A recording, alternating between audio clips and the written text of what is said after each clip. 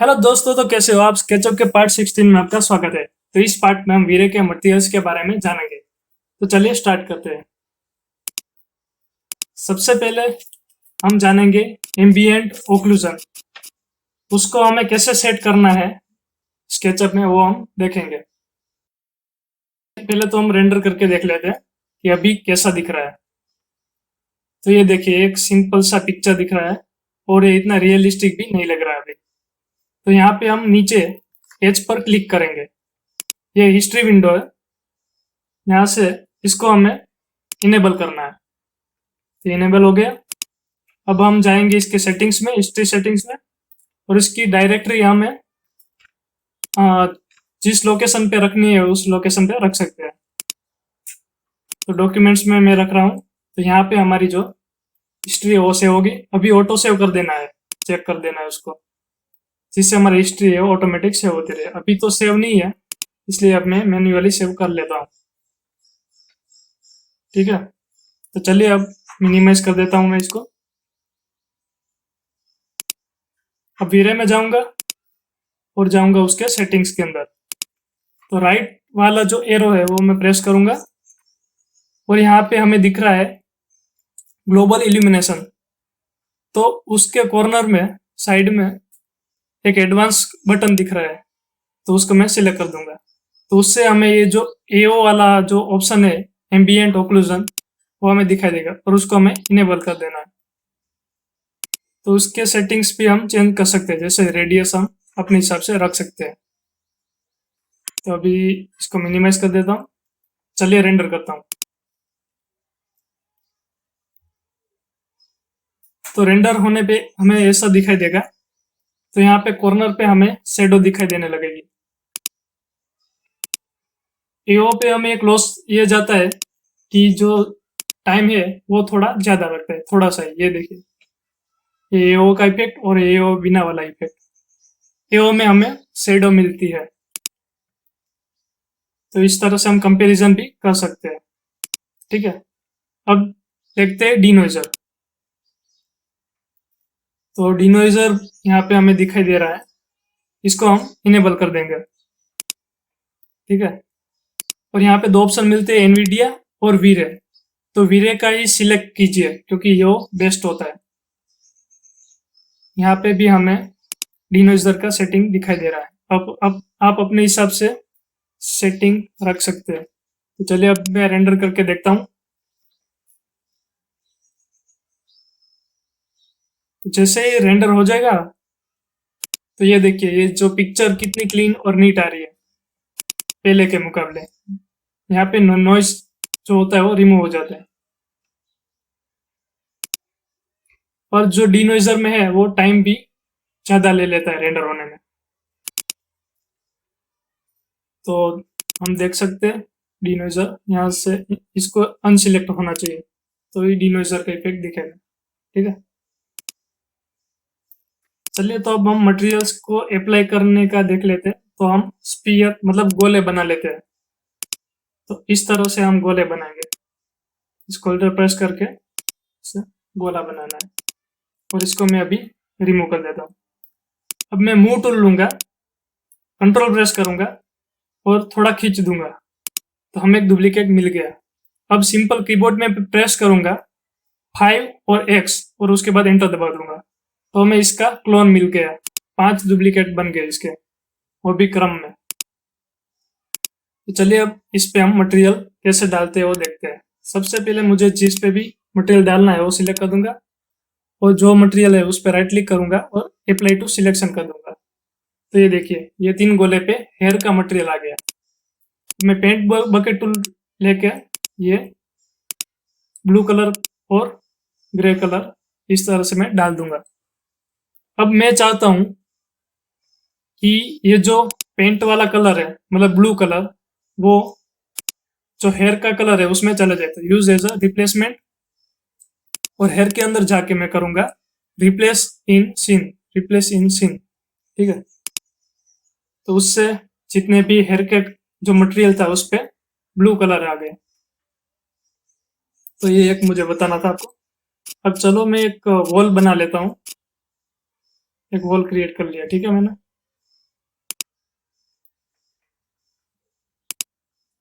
अब मैं वीरे में जाऊंगा और जो लेफ्ट वाला एरो है वो क्लिक करूंगा।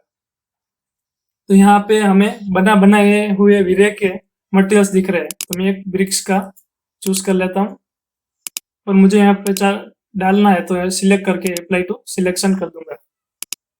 तो ये देखिए ब्रिक्स आ गया है। उसको अल्टर प्रेस करके हमने सिलेक्ट कर दूंगा और इसका जो एडिट में जाके मैं टाइल्स में सेट कर दूंगा। मैं 50 रख रहा हूँ।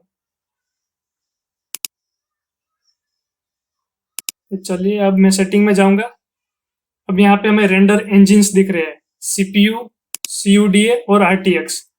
पहले सीपीयू में ट्राई करता हूँ। तो ये सीपीयू का है, ठीक है। सीपीयू में आपको इस प्रकार का रेंडर का जो है रिजल्ट मिलेगा। अब मैं कुडा करके देखता हूँ। कुडा में ये जो 3 डॉट है वो हमें क्लिक करना है वो, और ये जो 2 है जी फोर्स और सीपीयू वो दोनों सिलेक्ट होना चाहिए। तो मैं कुडा सिलेक्ट कर लिया। अब मैं रेंडर कर लेता हूँ। तो ये देखिए कुडा में हमें जो इमेज है वो ज़्यादा रिप्लेस मतलब रियलिटी मिलती है और कुडा में टाइम बहुत ज़्यादा ले लेता है, ठीक है। तो हम दोनों का तफावत देख सकते हैं। कुडा का है वो ज़्यादा मोर रियलिस्टिक लगता है। तो अब इसको मिनिमाइज कर देता हूँ। अब चलिए अब हम अपना खुद का मटेरियल बनाते हैं। तो मैं जेनरिक ले लेता हूँ और यहाँ पे हमें ऑप्शंस मिलते हैं। तो हमें अगर अपना खुद का मटेरियल बनाना है तो हमें मैप्स की ज़रूरत पड़ती है, टेक्सचर की। तो वो हम ब्राउज़र में जाके टेक्सचर A1 पे जाके हमें फ्री के मटेरियल्स मिलते हैं। इसका मैंने लिंक डिस्क्रिप्शन बॉक्स में भी दे दिया है। और भी जो 6 साइट है जो फ्री में मटेरियल्स देती है उसकी भी लिंक मैंने डिस्क्रिप्शन बॉक्स में दे दी है। तो अभी मैं रफ ब्लॉक का मटेरियल ले लेता हूँ, ऑल मैप्स, और जो भी क्वालिटी में चाहिए वो क्वालिटी में चूज कर दूंगा और डाउनलोड करके इसका 100 फोल्डर करूंगा। इसको मैं एक्सट्रैक्ट कर देता हूँ।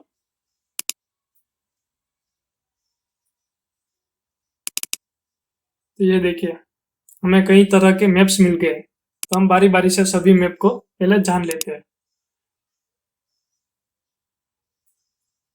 पहले मैं जो हमारा जो जेनरिक मटेरियल है इस पे मैं इंप्लीमेंट कर देता हूँ, अप्लाई टू सिलेक्शन, ठीक है। अब मैं एक बार रेंडर करके देख लेता हूँ। तो ये सिंपल सा दिख रहा है। चलिए अब हम बारी बारी से सभी मैप्स का जान लेते हैं। पहला होता है बेस कलर, एल्बिडो, अथवा उसको डिफ्यूज मैप भी कहते हैं। ये एक कलर इमेज होता है और कुछ नहीं। और एक आता है एम्बियंट ओक्लूजन, वो जो मैप में वो शेडो अप्लाई करने में ये यूज होता है। आप देख सकते हैं ये एओ वाला है और ये वो जो दूसरा है वो विथआउट एओ है, ये नॉर्मल मैप। ये हमें जो डिटेल्स होती है उसके लिए हमें काम आता है। डिस्प्लेसमेंट वो जो फेक डिप्थ होती है उसके लिए हमें काम आता है, फेक डिप्थ बताने के लिए और हाइट के लिए। ये जो मेटालिक मैप होता है उस पे जहाँ जहाँ पे जो वाइट होता है वो मेटालिक का इफेक्ट देता है और जो ब्लैक होता है वो नॉन मेटालिक। रफनेस मैप आप देख सकते हैं दोनों रिजल्ट का, कहाँ पे लाइट रिफ्लेक्ट करनी हो कहाँ पे नहीं। ये हमारा जो है वो फाइनल मटेरियल है। तो चलिए पहले में हम जान लेते हैं डिफ्यूज मैप।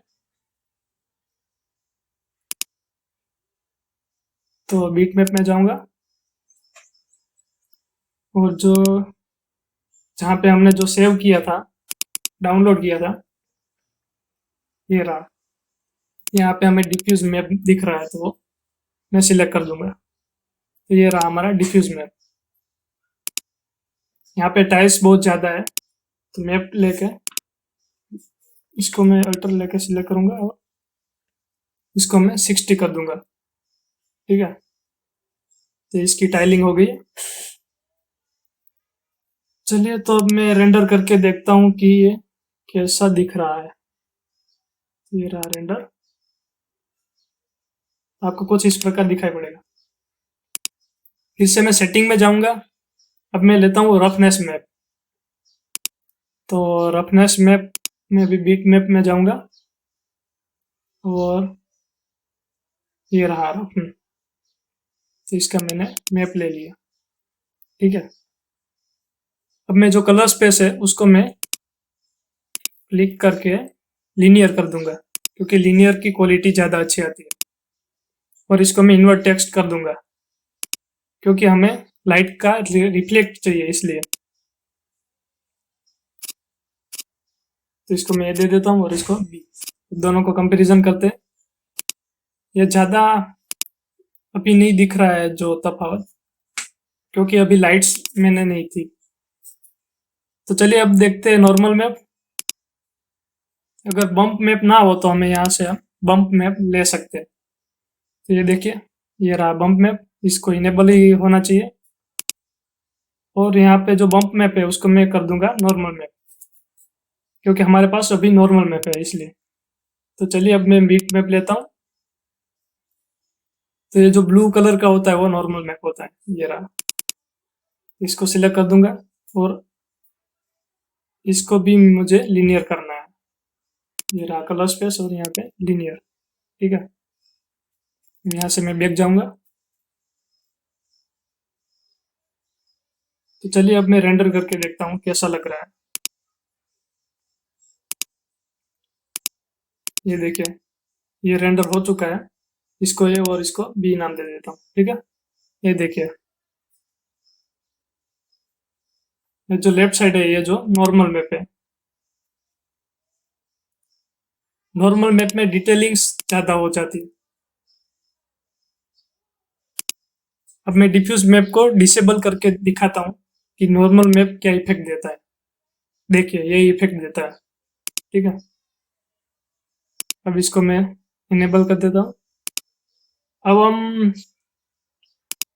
जान लेते हैं डिस्प्लेसमेंट मैप। तो उसके लिए मैं सिंपल प्लेन बनाता हूँ और इसको सिंपली एक नया मटेरियल क्रिएट करते हैं राइट क्लिक करके, जेनेरिक। ठीक है। इसको मैं नाम दे देता हूँ डिस्प्लेसमेंट मैप। इसको हाइट मैप भी कहा जाता है।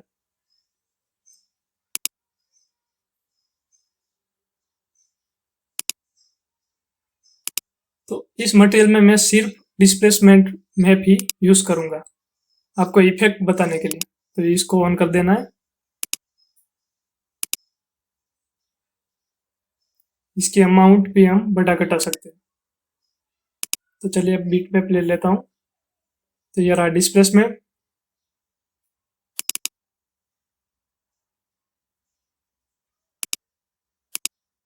और लीनियर कर देता हूँ।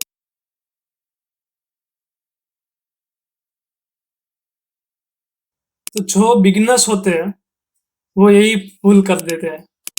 ये एक फेस सिलेक्ट करके इस पे हम डाल देते हैं, तो इसका रिजल्ट ये प्लेन आता है, डिस्प्लेसमेंट में नहीं दिखाई देता है। इसलिए हमें क्या करना पड़ेगा, ये जो प्लेन है इसको हमें सिलेक्ट कर देना है ट्रिपल क्लिक से, और राइट क्लिक करके उसको हमें ग्रुप बना देना है। ठीक है। तो ये ग्रुप बन गया। अब हम इस पे डिस्प्लेसमेंट मैप वाला जो मटेरियल है वो हम अप्लाई करेंगे। तो ये रहा वीर, और इसको हम सिलेक्ट करेंगे और इस पे हम डिस्प्लेसमेंट का मटेरियल अप्लाई कर देते हैं। ठीक है। अब हम रेंडर करके देखते हैं। तो ये देखिए, अभी डिस्प्लेसमेंट दिखाई दे रहा है। इसलिए हमें ग्रुप बनाना बहुत ही जरूरी है, वरना आपका डिस्प्लेसमेंट मैप नहीं दिखेगा, जो इफेक्ट है वो नहीं दिखेगा। ठीक है। यह समझाने के लिए मैंने ये बनाया था। तो चलिए अब एक दूसरा वॉल क्रिएट कर लेता हूँ। इसको मैं कंपोनेंट बना देता हूँ। ठीक है। कंपोनेंट बना के भी आप डिस्प्लेसमेंट मैप यूज कर सकते हो। तो चलिए अब अपना जो पुराना मैप था वो हम उस पर डालते हैं। इसका मैं एंगल चेंज कर लेता हूँ। ये ठीक है।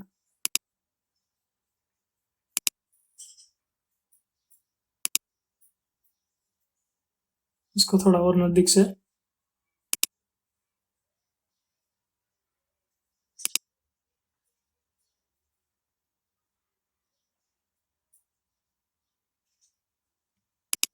इसकी हम अमाउंट बढ़ा सकते हैं, ठीक है, डिस्प्लेसमेंट की जितनी अमाउंट ज़्यादा होगी उतना वो जो हाइट है वो ज़्यादा दिएगा।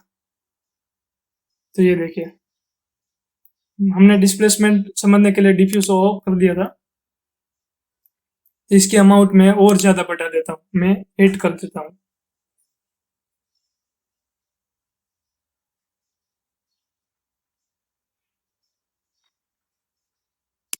अब मैं यहाँ पे जाऊँगा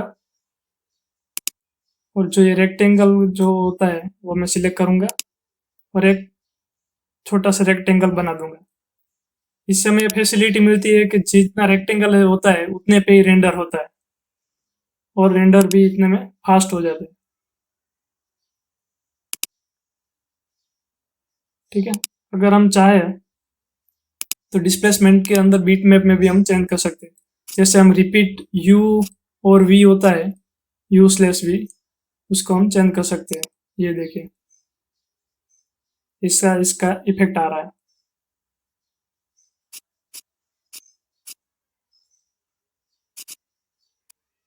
इसको हम जैसे थे वैसे कर देते हैं। अब हम सब मैप को साथ में जोड़ के देखते हैं कि हमारा जो फाइनल जो प्रोडक्ट है, मटेरियल है, वो कैसा दिखे।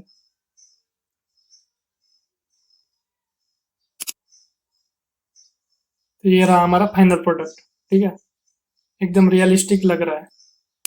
तो ये RGB भी है, यहाँ पे सेटिंग्स दिए हुए हैं, ये वाइट और ये जो ब्लैक एंड वाइट का है ऑप्शन मिलता है, और ये सेव का बटन है, तो इससे हम अपनी इमेज सेव कर सकते हैं जहाँ पे चाहे वहाँ पे।